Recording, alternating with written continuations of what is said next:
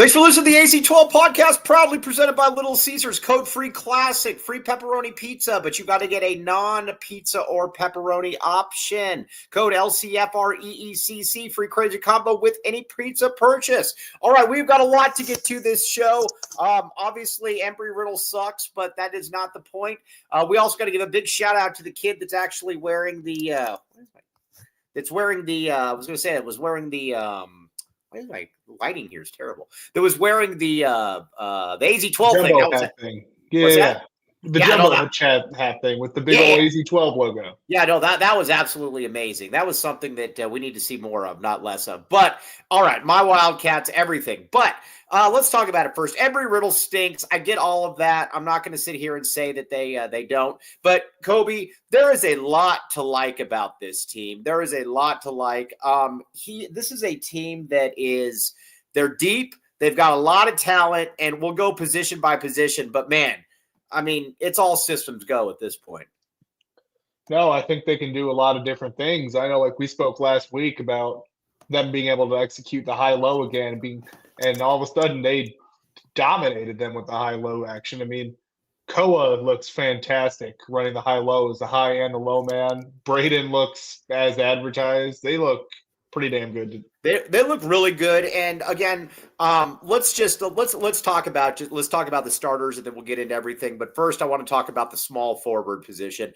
Yvonne's a beast. Yvonne is he's a guy that, you watch him and, I'm always worried about, when you get these guys in from these Eastern European countries, are they going to be cold soup? Are they going to be guys that like they're plotters? They can't really get one foot in front of the other. This dude's a baller. Like Meisner Meisner said something about Koa, but we'll talk about that as well. He can play, he can dribble, he can do all of that stuff. He is not cold soup at all. And I know that Scott always complains about this. Get rid of the Little Caesars ad. Hey, buddy, if you want to pay me, I'll get rid of it. But, okay, go ahead, Kobe. No, I mean, I think I texted y'all during the game, you and Scare, and I was like, yeah, Yvonne's been their best wing through two exhibitions. I mean, he was 6 for 7 tonight. He hit a 3. Hit some buckets in the lane, hit some buckets in transition. He played good defense. He looks pretty damn legit.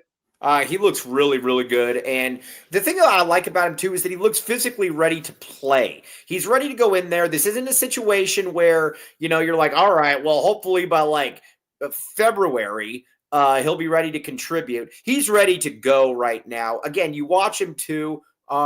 He's also somebody that you're like, all right, he can shoot the 3. I did not think that he was going to be able to shoot the 3 in the manner in which he has. Quite frankly, I don't think that the coaching staff was prepared for this as well. But it's a pleasant surprise, and he's built like a man. He's got girth. We're going to talk a lot about girth on this show. But, I mean, the girth gang is strong.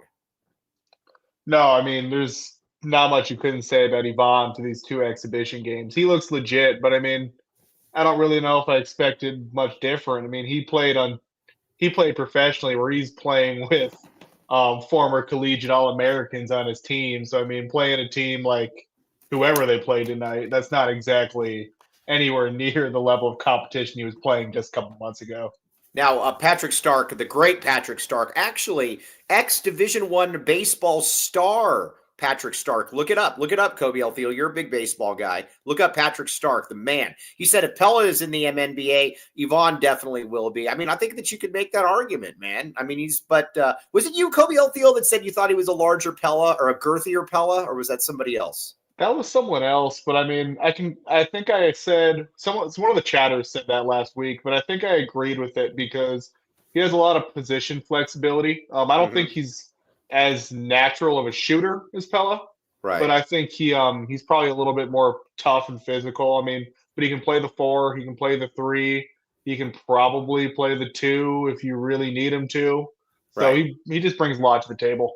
All right, Mr. Tyler Warden said, I was the one who said girthy or Pella. I do apologize. All right. Also, we got our guy Tony in here from Bridge Tech Communications. We love Tony on this show, and we love Bridge Tech Communications as well. We're going to get to Bridge Tech Communications here shortly, but Tony is the man. All right, so let's talk now about Jaden Bradley. Going into the season, my biggest concern with Jaden, and I think Jaden's awesome.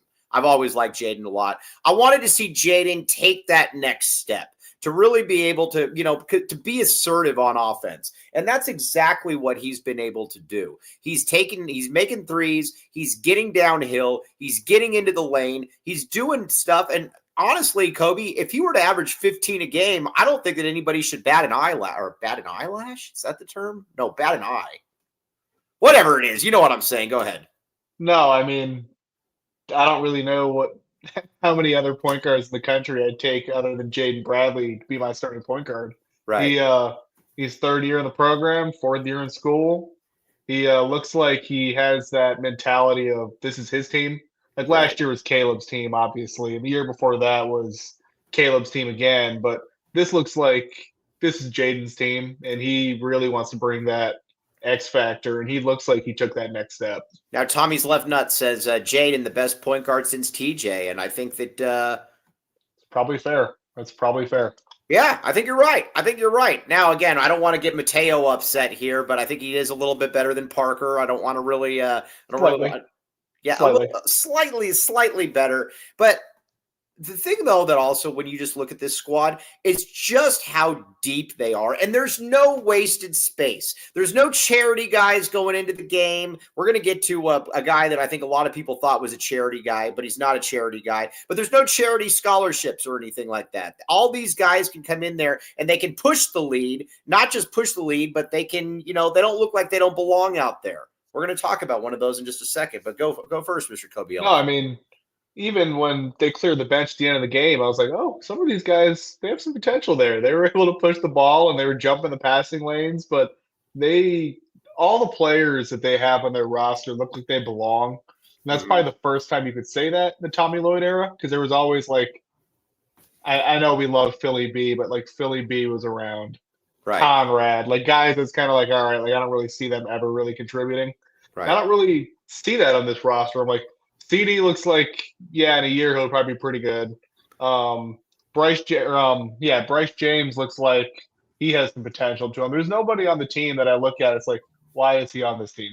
Okay. Now, Mr. Tyler Warden, I agree with you. I do not think that Bryce James is a charity scholarship. I've never thought that. When you look at Bryce James, you can see some things that are inherently very good about him. The first thing is that he can really shoot the ball. I mean, he just can. We know that. He's got a decent frame. Not only does he have a decent frame, he's also somebody that when you watch him, you can tell that he's getting a little bit better. Not only is he getting a little bit better, if he's here for 2 or 3 years at about that 6'5" frame, I can see him being a starter. It's going to take him some time, but he is not a charity scholarship at all. No, not at all. I mean, he can shoot.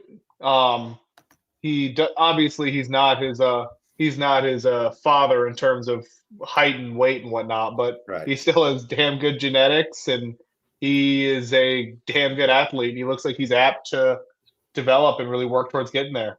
All right. Well, we are joined now by the great William Brad Alice. William Brad Alice. We talked a little bit about Jaden Bradley earlier. That's always been your guy. Jaden Bradley, through all these exhibition games, has been incredibly aggressive, shooting the three, pull-ups, getting to the bucket.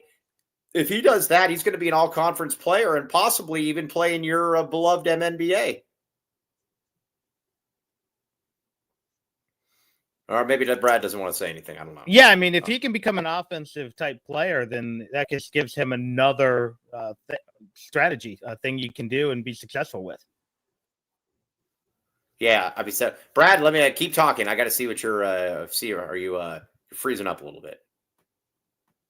Yeah, I'm having trouble hearing you guys too. So I don't know if I need. Yeah, all right. Yeah, Brad, we appreciate you. Don't worry about it. We'll catch you later. Don't worry about it, man. Yeah, it's a real choppy thing. We appreciate you though, Brad.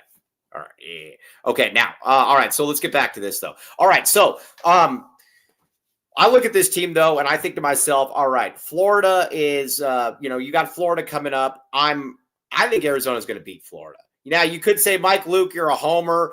Duh, I'm a homer. But at the end of the day, I think that Arizona's going to beat Florida. No, I think I agree with you. I mean, it just feels like a game that they win in the Tommy Lloyd era. They always, other than last year, obviously, but they've always started off hot in the non-con. I mean, even that team that lost to Princeton, they beat Tennessee that year, and Tennessee was pretty damn good. They've always played well in the non-con and racked up those early wins. So I could definitely see them coming out opening night and smacking Florida around a little bit. All right, let's get a couple reads in here, Cody. We're not going to do all of them, Cody, but we're going to get some of them in here. Definitely Bridge Tech Communications for sure, because they're every day. Oh, Bridge Tech Communications. All right, our guy, Tony. Tony is in here. Bridge Tech Communications. We love Bridge Tech Communications. Now, there's some people here in the chat that they go to these fly-by-night gyms and they're not getting anything done. They're basically having to worry about getting electrocuted or something because it's outside or there's, they got the flickering light bulb.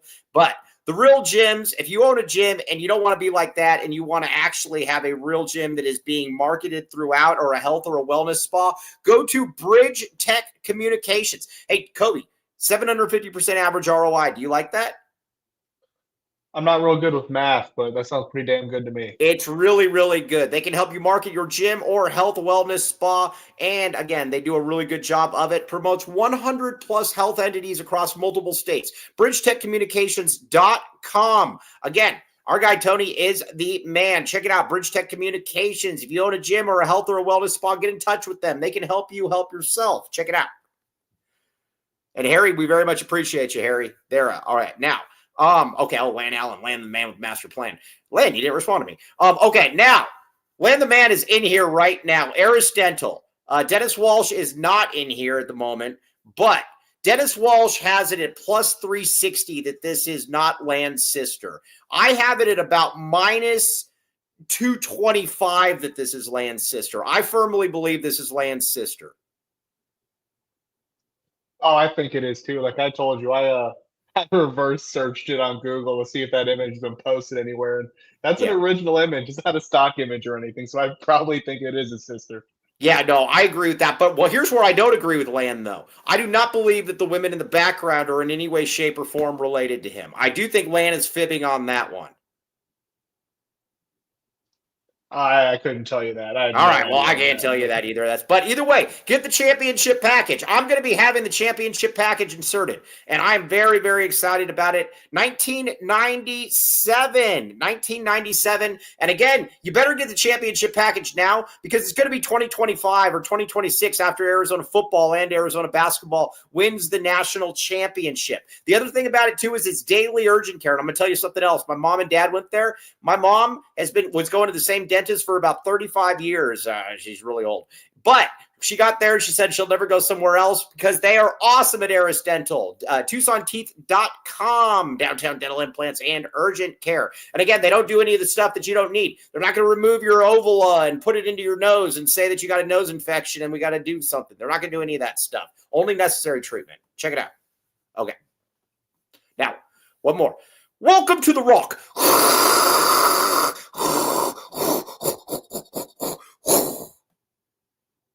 Come on, Kobe, you're up. All right, Green Valley Decorative Rock. 2 convenient locations, Tucson plus Green Valley. We need to push back against the crap being pushed out there that it's just in Green Valley. That is a lie. It is in Tucson as well. East to Benson, Sierra Vista. West to Marana. South to Nogales. North to Oracle. Serving residents and contractors. 50 plus locally sourced landscaping materials. Check it out, Green Valley Decorative Rock. Okay, now back to it. Let's talk about some of the newcomers. Listen, man, I mean, at the end of the day, I don't have any concerns about what Braden Burries or Koa Pete did. I know that there's a couple people that are a little bit concerned about Koa. At the end of the day, Koa Pete's going to average about 14, 15 per game. I have no concerns about Koa L. Pete. Yeah, I don't really know where that comes from. I mean, I know he only scored 6 tonight, but he didn't really play that much, first off. And then But when he was on the court, you could tell just how impactful he was. He was a game changer on defense, and he was really, I'll stress it again, but he was really He was looking really good in that high-low action. He, as the high man and the low man, he was just really executing that to a high level. Yeah, no, for sure. He was executing it to a high level, and I like seeing that. And our guy Matt Muehlbach also. Matt Muehlbach, we need to have a lot of we need to give Matt Muehlbach and Reggie Geary were fantastic. We need to have them on more, not less. We like both of those guys a great deal, and they stole your point, Mr. Elfield, and that the high-low seems like it's going to be back. No, it needs to be back. I know we talked about it last week, but Tommy's first 2 years, they probably scored about 10 points pretty easily on the high-low, and then they probably scored another 7 or 8 points and just in transition where like Tubelis or Coloca would beat their guy down the floor like off a rebound. So those were really potent, and those are really potent parts of their offense, and they were just haven't been there the past 2 years. It'd be nice if we kind of get back to that. All right, now listen, I love David Rosen. David Rosen's the man, but David Rosen and this Krivas upset. Krivas is a good basketball player. Now, again, is he Akeem Olajuwon? No. But Krivas is a good basketball player, and he's going to he's going to be good. I mean, he's a solid player for what Arizona wants to do. Is he going to play in the NBA? Probably not. But at the same time, I don't get the hatred that David Rosen and the great Dennis Walsh have for my guy Mo Krivas. Said he's not a glacier, he's an iceberg. We decided that. I think kind of the conclusion I've came to just watching the past 2 games and kind of like doing some research and whatnot over the offseason. I think that we're going to have games where it's definitely like a Mo type of night. We're going to have games where it's like a Tobe type of night. I mean, tonight was obviously a Tobe night. He was probably the best player on the court. But there are going to be games where Krivas is just like the last game. There's going to be games where it's just that guy's night. This is how it's going to work. But it's a great problem to have. Now, let's talk about the man of girth, the girthquake himself, Tobe Awaka. Now, I don't think that he'll get mad at me. Well, there was a coach on the team that told me and Skier a bunch of stuff last year that about Tobe that didn't really come to fruition. Or as a neighbor, I know a neighbor, and he always messes that word up, and he says fruitation, and I'm like, that's not what it is. But but there is a coach on the staff that said Tobe could do all this. When you look at Tobe, I did not realize that he has some of the skills that he has. He's a little bit better when he's actually attacking the basket. Now, again, we're going to find out when he's actually playing guys that aren't Kobe L. Thiel and Michael A. Luke. We'll find out more about that. But he's finishing around the hoop. He looked David Rosen actually makes a good point now when he got off the Krivas stuff. He says, Tobe looks so much more versatile. He does. He looks like you could do a little bit more with him than he looked last year. Last year, he was like one of those muscle-bound plotters that like they put on in Houston and say, go punch somebody. No, I mean, I was interested to see what the offense would look like with him at the 4 and Mo at the 5, and came away thinking, all right, yeah, they can run rotations to that. That's fine. It didn't look clunky at all, but he was doing stuff that I didn't know that he could really do. I mean, what was that 2 or 3 dribbles he had from like the 3-point line that he slammed it? I'm like, oh, I didn't know. First off, he had that burst, and I didn't know he could get up there like that. I was like, oh crap. Yeah, no, exactly. And I guess we'll find out if he's really shooting threes. If he's really shooting threes, then we'll really give him some credit. But Tobe, here's what I love about the big men situation. No, Ben, what? Here's what I like about the big men situation is that if Mo is not if it's not necessarily a game for Mo, if it's a little bit too quick, if it's a little bit too fast, you can put in Tobe. By the way, I'll give you $1,000 right now, Kobe L. Thiel, if you can name the college that Kurt Thomas went to school.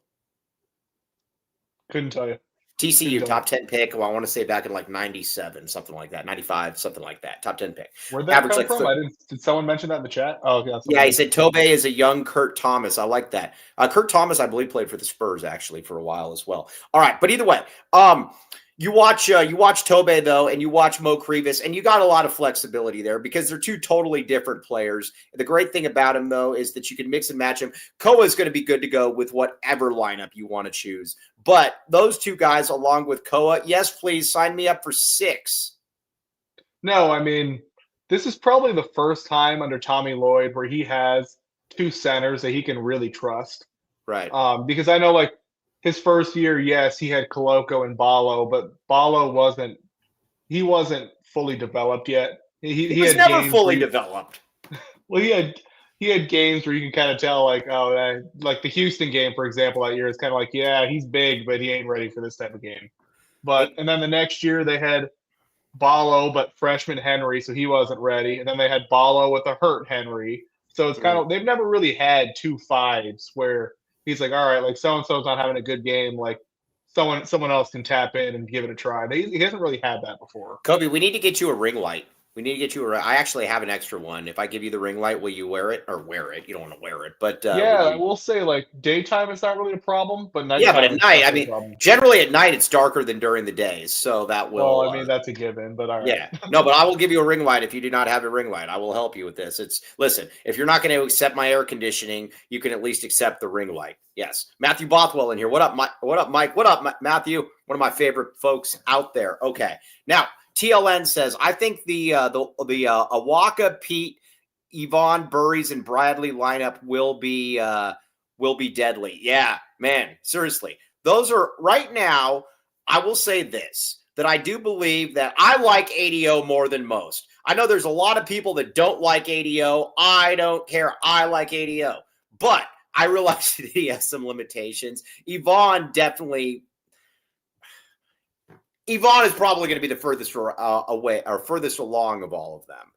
No, I think at this point in time, Yvonne does the most amount of things, and he's just the furthest along. I mean, he's a good defender. He can knock down an open shot. He can get downhill. He can get in transition. I don't think Aristote is as developed as some of us hoped he would be. He was also out for a year, so you got to. That's true. So maybe he'll pick it up later in the season, but I just think Yvonne's ahead of him right now in terms of like development. And then ADO, love ADO, but he's just limited in a certain regard. Like I didn't really notice him too much tonight, honestly. All right, Tony, $9.99 super snap. Very much appreciate you, Tony. He says, Krivas, my only gripe, he continues bringing the ball down low and catches in attempts. I don't know. Yes, that is a legitimate. Wait a second. Is Caleb playing tonight, by the way? So if somebody could get me a photo of Caleb out there, because I want to send that to some people on Twitter that said he wouldn't. But if somebody could get me a photo and tweet it at me, that'd be great. Tony, I agree with you on this. This is something, and it's something that Krivas has done all 3 years. Now, listen, there are some people that just think that Krivas can't do anything. But he does bring the ball down too far. Not only does he bring the ball down too low, and then he gets stripped away. He's got to keep the ball high. I mean, heck, he's 7'8". He's got to be able to keep the ball high. I totally agree with the great Tony and David Rosen on that. Yeah, that's probably the one thing that agitates me. I mean, I'm a Krivas guy.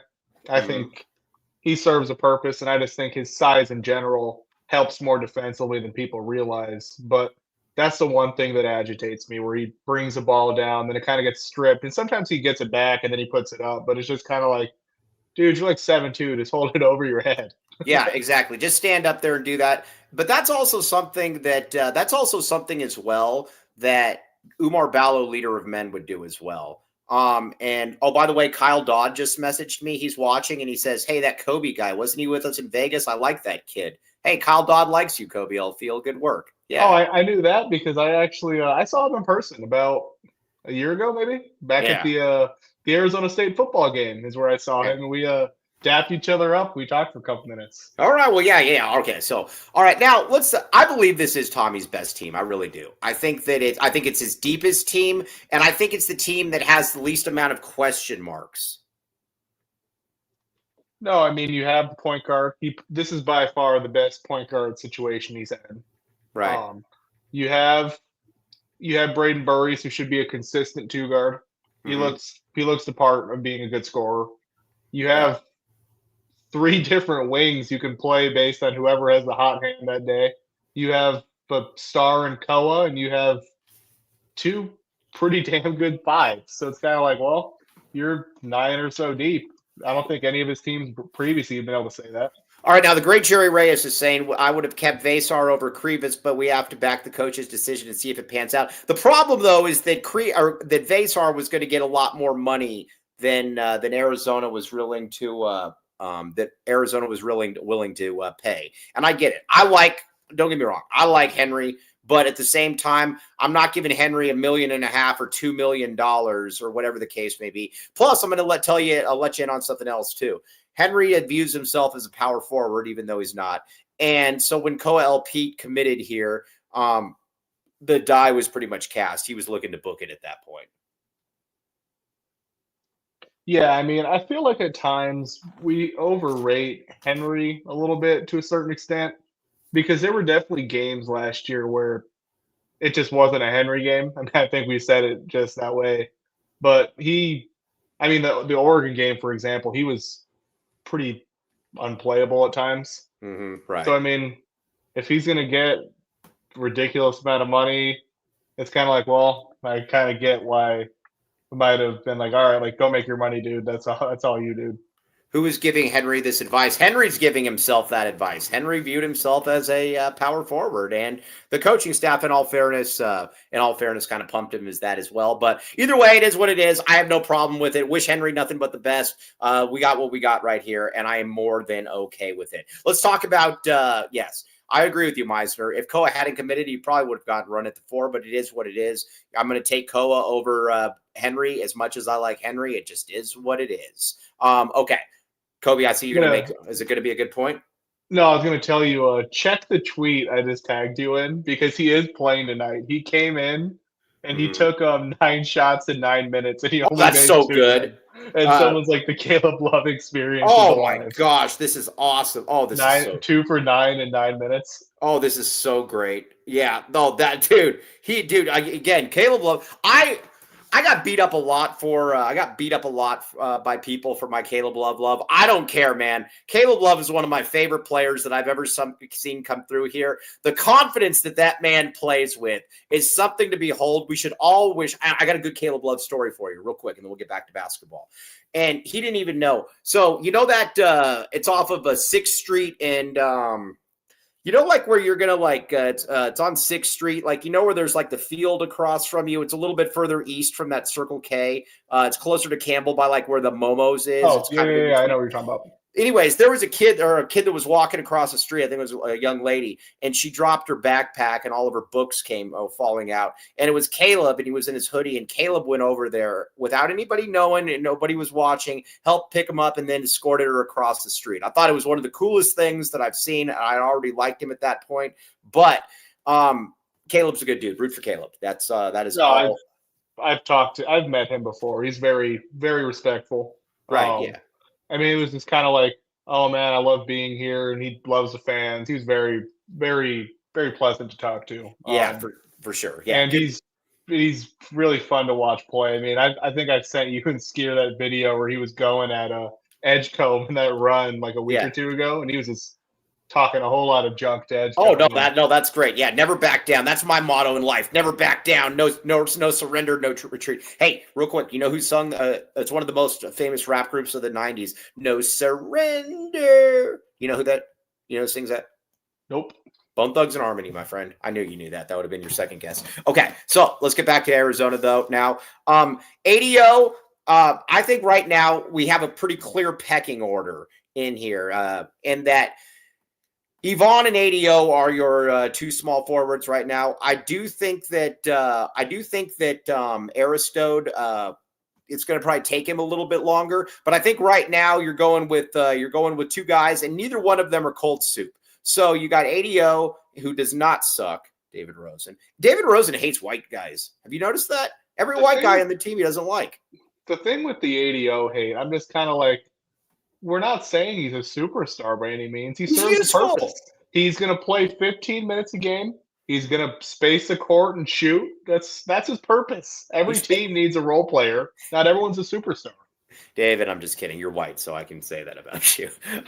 But the thing that I like about ADO, though, as well, he's going to play probably about 15 to 20 minutes per game. And I have no problem with that. I really have no problem with that. And, you know, there's going to be some games where he can't play. And then on top of that, there's going to be some games where he can't. Listen, I can guarantee you probably one thing in life. If we could play Houston 900 times And I don't care who they have out there. That is going to be a terrible matchup for ADO. Period. Point blank. That is going to be Cody's getting his pronouns all upset right now. But there's going to be some matchups where he's just not going to be in there. There's going to be other matchups where he's going to be good to go. He was fine against Duke. He was fine against, and against Oregon, he won us that game. But there's also going to be some games where he can't play. And this year you have some real options. No, I mean, this is perfect for what he is because, yeah, if he's not having a good shooting night or for he's playing a super athletic wing, it's just not a game he's going to play very much where they haven't been able to do that before. But, I mean, I don't know how many guys in the country you have that shoot over 41, 42% from three and shoot like 90% from the free throw line. Like those guys are going to play. They're going to be on the court somewhere. And that's where I think that somebody like Yvonne, you got to remember, when you're growing up in these cold soup areas, I mean, you're dodging like, bucks in the middle of the street and, jumping over stuff. Oh, like fireworks in the stands? Like, yeah, yeah, fireworks. You got the, the guy that's smoking like the old FDR cigarettes during the games and like putting them out and probably like cashing it out on somebody's head. Like right behind the bench. Yeah, this guy's not going to be scared of anything because of what he's been through, what he's probably seen in his life. He is going to, he's not going to, he's to quote Paul Newman, I'm nobody's fool. I know you don't know who that is, but. Oh, I mean, he played on a team with like former collegiate All-Americans, former NBA players. Him playing Embry-Riddle, that's like. Former what players? MNBA, my bad, Thanks. my apologies. Okay, thanks. Messed that up for the show, but yeah. Him playing like Embry-Riddle, this is nowhere near the competition he saw. He's going to see crowds that it's like, oh my God, we're at BYU. And it's like, yeah, I saw dudes like throwing fireworks and crap behind the bench. If you grow up in places where there aren't paved roads, then you're not going to be tough. You've seen some stuff. And Jerry Ray says, you going to Vegas for the Florida game? Duh, getting up there on Sunday. Okay, so there's I'm definitely gonna be up there. buy me some alcohol, I'll take it. But I just like it. I think this team's really tough. One of the things that we talked about last year too was no soft weenies. You don't want to have soft weenies in this in the Big 12. You can get away with soft weenies in the Pac-12. That is what it is. But you got to be a hard weenie when you No, I don't mean it like that. You got to be tough in the Big 12. This team's tough. Last year's team against Arizona, last year's team in the Big 12 was tough. This year's team, I think, is going to be tough, and that's why I think that this is a team that's ready to rock and roll. No, I mean, there's just people can say ADO isn't tough, but his defense isn't a result of him being soft or not trying. He puts effort in. He tries to get in front of guys. Yeah, he just can't do it. Yeah, exactly. It's not like he's soft or he just doesn't want to. He tries to. Nobody on this team is going to play poorly because they don't care or they don't try. And I feel like at times players in the past have just kind of like done whatever they're doing off the court and hasn't really been beneficial on the court. And I mean, this team, I don't really have that concern. They're all mentally in it. They're all physically tough. This is a good roster. He tries to get in front of guys, but again, he does some other stuff offensively that makes up for it. So there's there's that. Now, Evan Nelson. I want to talk about Evan Nelson. Listen, I've liked Evan. Well, I first heard of Evan Nelson when he was in 8th grade. So generally, if there's a Division I prospect, I'm gonna get the inside scoop on it here. Kids that are gonna go to Harvard. But Evan Nelson is exactly what I think people hoped he should be. And again, I get Embry-Riddle stinks. I get all of that. I totally understand that. Evan Nelson is better than Conrad.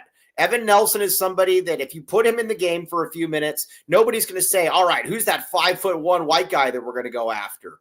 You don't want to do any of that stuff. It was on the north side, Meisner. I can't remember. Jimmy's his father, so I can't remember exactly. But that's what you got to do. He's not a shrimp. He's not. I think that Arizona's going to be just fine if he has to play a few minutes. No, he came here and really sacrificed the role he's going to have. He could have played a whole lot more minutes at a whole lot more other places. He would have started at ASU. Oh, most definitely. He started at Harvard for 2 years, I believe, and he was like 9, 4, and 4. And he shoots at like three. that. You know what? And the Spacers should love him. Oh yeah, they should love him. He shoots over 40%, I believe. But he was doing stuff tonight. I'm like, oh, I didn't know he could do that. Like his little mid-range pull-up he had, like I want to say right before halftime. I was like, oh, guys like Conrad we've had before, they couldn't do that. Yeah, all right. So, Lan out. Lan is saying that Conrad is a legit 5'11". All right, maybe he is, but he didn't look like he was 5'11". He looked like he was 4'11". So I'm going to go with what my listen. Lan the man is much. He's actually Lan the man is right. He's sent me pictures, but either way, he played like he was 4'11". So that's what I'm going to say. But he probably was perceived to be a little smaller because he was pretty skinny, and yeah, he kind of had a baby face. So where's he he kind at? of pictured him being a little smaller. Where's he at now? East Point or what's is it North Point? Aren't they North Wildcats as well? North Point. No, so that's not. Neither one of those are right. It's something. High Point. High Point. Are they the Wildcats as well? No, I think they're the Pointers. No, they're the Pointers. The Pointers. Yeah, no, they're the Pointers. I believe that's their mascot. The High Point. High Point Pointers. I believe. So yeah, but he played like he's 4'11". Okay, so Skier is the one that said that he thought Evan was terrible and that he wouldn't want him out on the court. So that was that's what we're going to. So it turns out we're both wrong. I guess they're the Grizzlies. Oh, that would have been my second. They're not the Pointers? Oh, that's North Point High School. Oh, all right. Well, either way. Okay, so, but I'm fine with that because that's the other thing. Jaden Bradley is, yeah, they're the Golden Panthers. Or the Golden Grizzlies. Prowler the Panther. All right, here we go. Okay, all right. So, like last year, though, with Jaden Bradley, like Jaden had to play like 9,000 minutes per game. And you know, you didn't really feel comfortable not putting him out or putting him out there, taking him out of the game. And then because other teams would just go on a run. Then you had to put in KJ, who would dribble it off his foot or, you know, shoot a three or foul a 3-point shooter, just do something dumb. This kid's going to come in and he's just going to be able to just be steady. And that's all I need. I don't need him to be an All-American. I just need him to be steady. That's it. He's a smart player. He's going to come in and play his role. He's not going to really throw a fit about not getting that many minutes. Can't really ask for much more in 2025. Everyone wants to be a superstar nowadays. You know what's funny about the kids like that? I bet you he's getting, and I have no clue. I'm just guessing on this. I bet you he's getting like $200,000, $150,000, something like that. You know how cool that would be to be like, hey, son, there's going to be some games where you're not going to play at all. There's going to be some games where you might play 8 minutes, but guess what? We are going to pay you nearly, let's just say we're going to give you about $8,000 per game. That would be awesome. I don't have to play and you're going to pay me? Man, where's the backup quarterback position for me? Yeah, the heck with this podcast. Like, sign me up for that. Yeah, no, exactly. Now, Bridge Tech Communications. Tony. We need more Tony in the chat, not less. He says, I think Evan is very good. I think he can play 15 to 20 minutes or back up Jaden if he's in foul trouble. Evan is a true point guard who can shoot. See, that's the thing. I don't need a Baron Davis where he's going to come down and dunk in the lane or anything like that. Make the open three, set up the offense, and just don't be ADO on defense. Hey, there's for your ADO. No, what we need, yeah, it's exactly what we need. We need someone who can be steady, especially in terms of foul trouble. And for Jaden, I mean, last year there were many conference games where Jaden was playing like 38, 39 minutes. He kind of broke down by the end of the year. And I think he was just playing so many minutes. Or like the Baylor game, he was in foul trouble and they were playing him with 4 fouls with like 10 minutes left in the game because it was just like, well, there's like nobody else. What I like about it too is I like having him out there on the court because if Braden L. Burry, somebody find out what Braden Burry's middle name is. Hopefully it begins with an L. But if Braden Burry's is, Meisner just said he thinks Baron Davis is better than Evan Nelson. I'm not sure I'll go that far there, Meisner. Crossroads High School, by the way, Baron Davis. But if, what were we just talking about? I can't remember. No, we were talking about Evan. Yeah, I know we were talking about Evan, but I don't know where I was going to go with it. Either way, it doesn't really matter. Braden L. Burries. Somebody find me his middle name. Okay, so Burries. If Burries is on the court, I want him to score. I want him to be in score now mode. I want him to get to the hoop. I want him to shoot. I think he's the best natural scorer on this team. I want him to. So that's why I think it's important, at least for me. Oh, it's Lemonius. Holy moly. Braden Lemonius. Holy. I think that's a Lamonious. Oh, that's crap. Craig, He's making that up. Lamonious Craig. Yeah, that's crap. I see what you're doing. I don't like that at all. But I like the fact, though, that I want Braden Burries to score. I got Jaden Bradley. I got Evan Nelson. I want Braden Burries to score the basketball. That's what I want. Oh, I mean, I think that's his calling card. I don't see him as a facilitator type. He's a good secondary facilitator. Where he's not someone that's like, all right, go make some plays off the dribble. But he can score. He gets to his spots. He kind of has that sneaky athleticism where it's kind of like, oh man, he just zipped by me. I didn't see that one coming. Or like, oh man, he just got to his spot like nothing. He gets to his spots. He makes the shots. He's a real good scorer. All right, let's talk about FF Dopester says Lowry just dropped a 50 burger. We just pump out 50 point MNBA scores. Dude, that is pretty awesome. There's been only 2 MNBA 50-point games this season, and they've both been by Wildcats. How about did Utah win today? That's my question. Oh, I don't know. Utah sucks. I was saying, like, were they both in losses? Who cared? Yeah, it doesn't matter to me. Yeah, Utah sucks, but Utah has I think they had like an all white starting 5. No. It's like 4.5. Because they had like 4 white guys and they had like a half. So it was. What do you mean by a half? What do you mean by that? Oh, like mixed. I got you. Yeah, like 4.5. So I saw that meme and everyone was like, "This is the first." Yeah, no, I was gonna say. All right, pretty sure Utah won. I think that game went into overtime. Utah did win that game. Yeah, take that. Yeah, poor Suns. Okay. Poor Suns fans. So now let's talk a little bit then about going ahead to Florida. It's funny. Like, I was looking at the schedule before the season, and I'm like, man, I don't know if the Tommy Guns maybe kind of outdone himself here a little bit. I think I like this, to be honest with you, because I think this team, even though it's young, are at certain positions, I get it. I think they're ready to compete with everybody, and I don't think that they're going to be demoralized. I mean, these are all guys that have played high-level competition their whole lives. I mean, Koa was always playing a couple years up, and then he played Team USA for 4 years, and he was always playing high level. And then you got a guy like Braden Burries. Yeah, he's a freshman, but he's 20 years old. He's older than Carter Bryant. He's legitimately older than Carter. So he plays older. Yeah, he has a mature game. Him and Koa, they just both have very mature games, and they don't look like they're inexperienced by any means.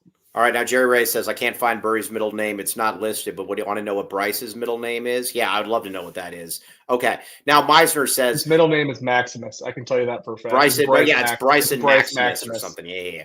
All right, Burry's looks like he's been playing college ball his entire life. He does. He's just got a feel for it. He's got you watch him. He's never sped up. Now, Joseph was basically crashing out pretty much all off season about why Arizona prioritized Braden L. Burries over Elijah L. Arenas, and I think we're kind of finding out why. How's that working out for you there, Joseph? I mean, Burries just looks he looks like a pro. Right. To put it to the least, he's 20 years old. He has a real mature game. He doesn't really look like the college game's a little sped up. He looks like a pro. Now, Garrett makes a good point here. I want to get to Garrett's point here about the Men of Girth, but let's get a couple reads in here first.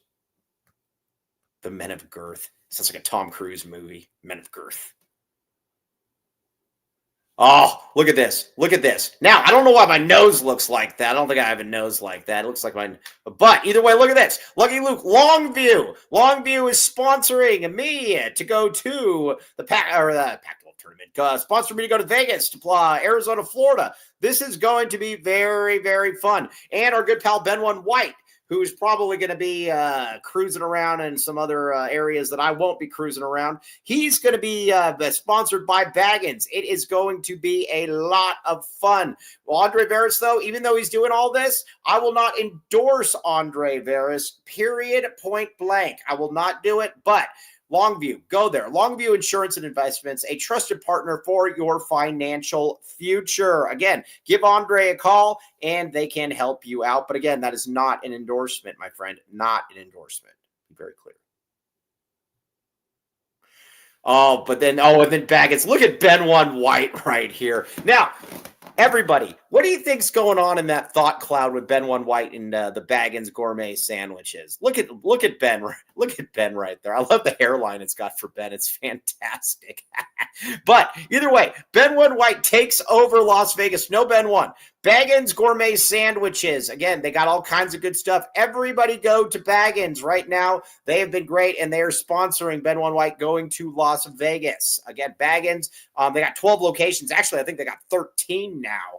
And we're going to be pumping this stuff up all in there. But again, check it out. Now, Meisner says, all right, one more. The Tucson Family Food Project, Direct Aid Plus Life Skills Development, Cooking, Nutrition, Education. Currently 255 meal kits per week. 2026 goals, 1,000 meal kits per week. Donations made with AZ12 comment will be matched cumulative up to $10,000. Again, this is a really good cause. You will thank me later. Get in there and check it out. The TucsonFamilyFoodProject.org. Okay, now, I think it was Meisner, and if it wasn't Meisner, then I don't know. I think it was. Or no, I think it was Garrett. He said, these freshmen are, though, coming in. This is an interesting freshman class. These guys are coming in put together, man. I mean, these guys have been lifting weights. And, I mean, you look at all of them. You know, the only one that's, like, really scrawny is kind of Bryce. But, you know, Bryce wasn't brought into play CD. right away. Same with CD. Oh, yeah, CD. Yeah, we're going to get to CD here in a second. But outside of that CD situation – these guys are ready to play, and that's what I just kept telling everybody. No, this class in a couple of years, we could be looking back on this class like it was a lot better than we thought it was going to be, and we already thought it was going to be real good. I mean, Burries, Koa, and Yvonne, they look like pros already. Just put it flatly, those guys look like professional basketball players. Oh, dude, they just look like pros. They look like they're. Then Dwayne, you can tell he has all the potential. He's a freak athlete. He's going to be an NBA player as well. And then you have guys like CD, Mobile, where it's like, okay, I see some potential there. These guys, they could be real good college players in a year. They could be really good college players. Let's talk about CD here for a second. Now, all right, people think that Ben's going to go look for all the tight ends at Crazy. I mean, it wouldn't surprise me. Who knows what that guy's going to be up to there? Probably won't be traveling the same paths. All right. CD Gay. Here's where I'm at with CD Gay. It's CD Gay. I just need him here for a second year. I don't think that he is going to contribute a ton this year. But I think the second year is where you really get the most out of him, though. You get him in here. He's another one of these ones that's like a young fawn in the field, like a young colt in the wilderness, a Great Dane at the dog park puppy. Like he just he needs a year of Chris Rounds, cheese-based dishes, coordination drills, and I think he's going to be good. No, I think it's great that they have him, Mobile, Dwayne, where it's like, all right, Dwayne's farther ahead than the two others, but they're guys where it's that young fawn in the field look where it's like, yeah, I can do some stuff with that. If I'm Tommy Lloyd, I'm like, yeah, I can develop that. There's definitely potential there. I mean, I think CD has a lot of potential. He just looks like a freak athlete. He just needs to put on probably 20, 30 pounds and just figure out exactly the offense. He only got here, like 2 months ago? Yeah, you got to remember, wasn't he in where was he in, like Sudan or Senegal? Wasn't it Senegal? Yikes. Yeah. I think like in Senegal, I'm pretty sure that's where they like cut your hands off for graffitiing or something like that. Or maybe it's like Singapore or something, somewhere, someplace. But he is a project, as Brian said. I agree with that, but you can see that everything's there. You can see that, he's legitimately 7 feet. He can run. He's gotten actually a fairly interesting knack for the ball as well. No, Ben, where he can he gets rebounds. He can block some shots. He can finish around the hoop. He just needs experience. But I think going in practice and I think being here as long as he's going to be here is, like I said, I think this time next year, you're going to be looking at a totally different player.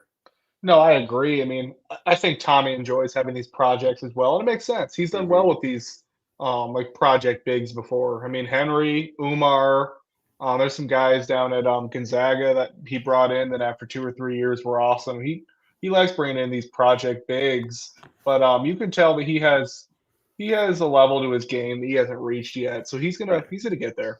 Now, Brian makes another great point. He reminds me of a wacky, wavy, inflatable tube man. Yeah, those things that you see outside of like Pet Boys or something, where it's like, woo! How tall is CD? He's legitimately he like 6'10", 7 foot. 6'11"?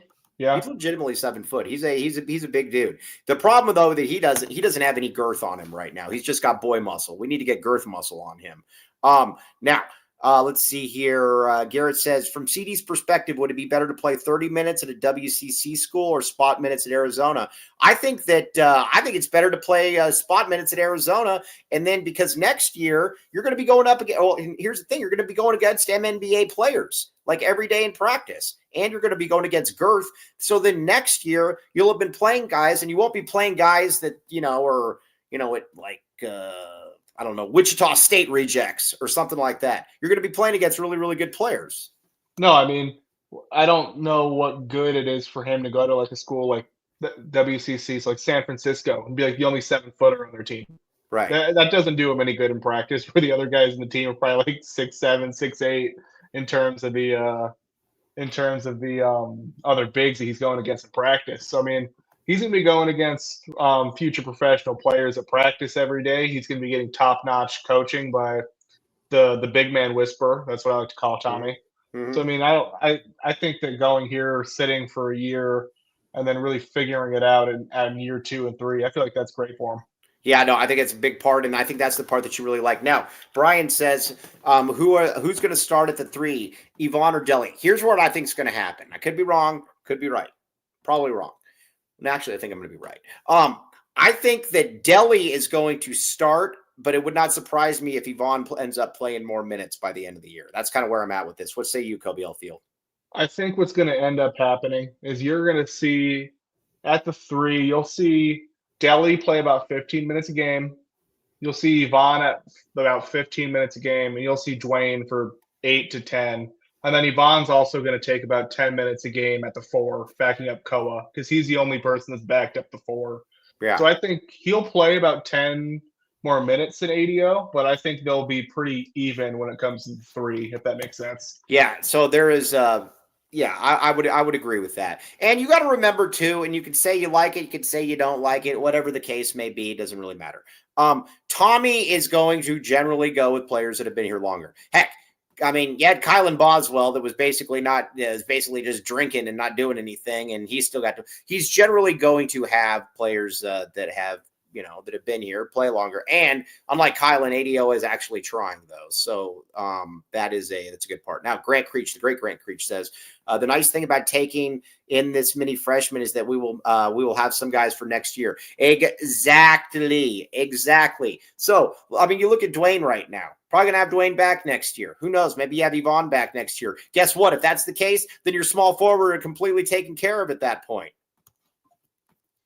Well, I mean, if that's the case, there's your 2 wings. I mean, if you really had to, if you had some recruiting stuff, you could put Yvonne at the 4 if you really needed to, but it's not optimal, but you could. So, right. I mean, you can have Mobile, CD, Yvonne, Dwayne, potentially Mo. Mm-hmm. You could have all those guys come back if things fall a certain way, which is beneficial to keep roster continuity, because you'll see some of these teams that will bring in like ASU, who was it, like 15 new players? 14 new players? Yeah, dude. That's not something you want to have happen. Now, Florida is pretty big. Who do you want as the starting 5 for that game? I would assume Mo's going to be your starting 5 in that game because Florida is very, very large and they're girthy. But I will say this, that it wouldn't surprise me at all if Tobe actually ends up playing more in that game. I could totally see that being the case. What say you? No, I don't know if it's going to be much of a Tobe game, in my opinion, because I'm a little worried about Tobe guarding Condon. Mm-hmm. He's really athletic and he's pretty quick. So but he's a little smaller. It's going to be a tough game for the front court because they do have 4 or 5 bigs and 3 or 4 of them are all good. So that's going to have to be, both guys are going to be all hands on deck. All right, so let's talk a little bit about that. I actually think that Florida's being a little bit overrated here because at the end of the day, Florida also still has Walter, he was a running back. Walter Clayton got them out of pretty much everything last year. Every single game they played, every single game they played in the MNCAA tournament, he was making threes, he was making step backs. You don't just replace somebody like that. You don't just bring in some guy from like Villanova and say, "Hey, dude, we need you to do that same thing." It doesn't happen like that.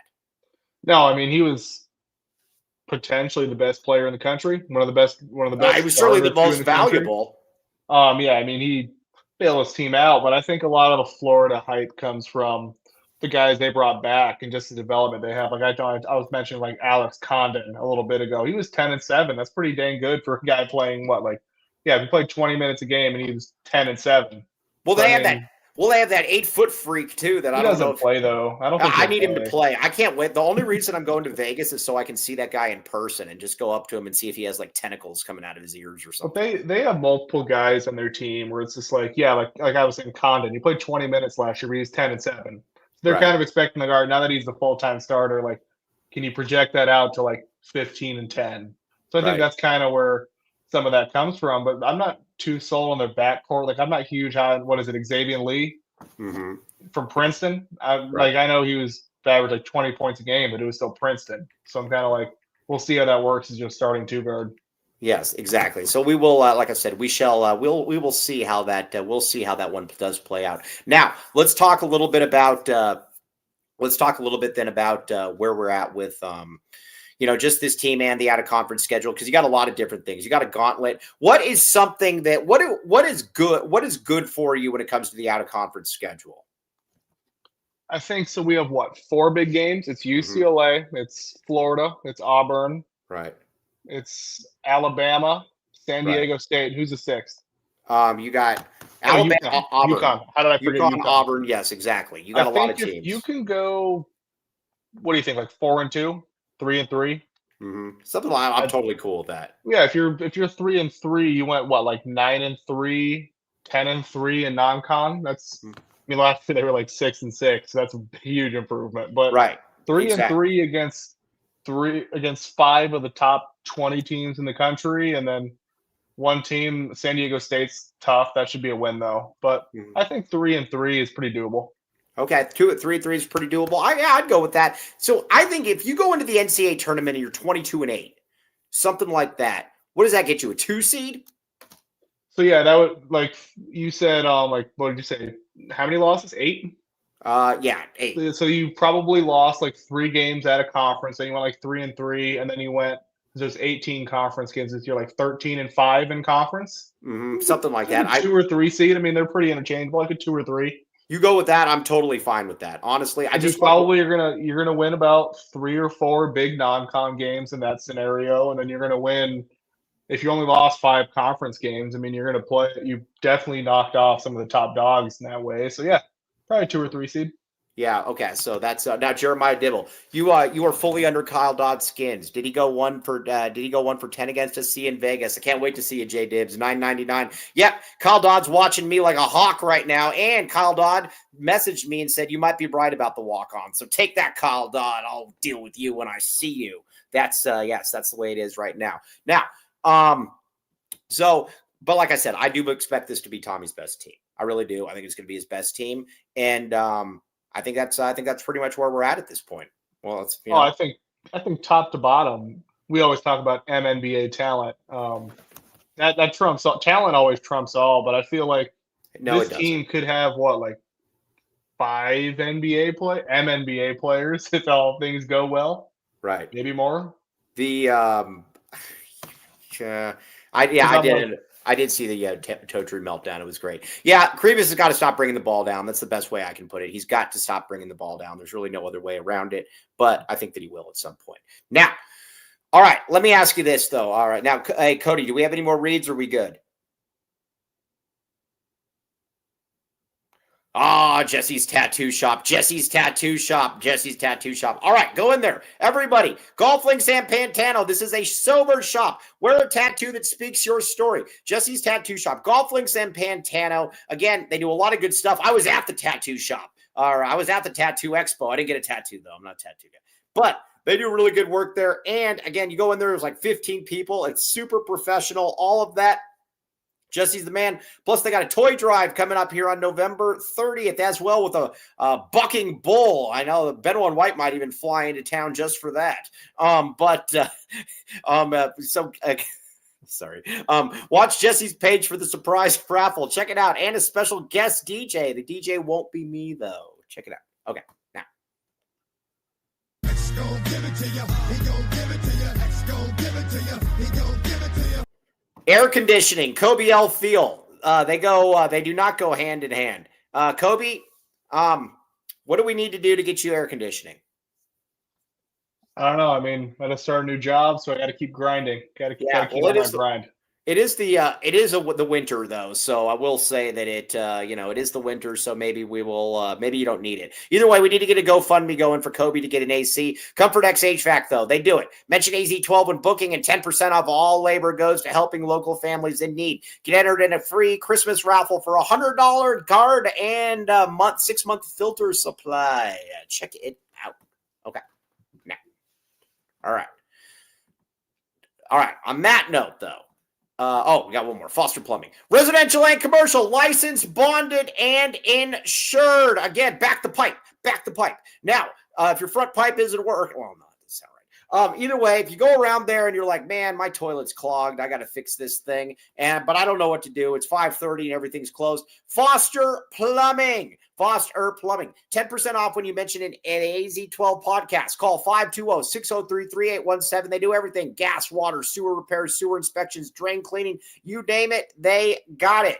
Now, Joseph's complaining, and he said, is this not a 90-minute show? Joseph, you've been promising real times for the last month. You don't get to talk about it. But Jeremiah Dibble, though, a man who's really of integrity, a man who is true to his word, said you were fully under Kyle Dodd's skin. Yes.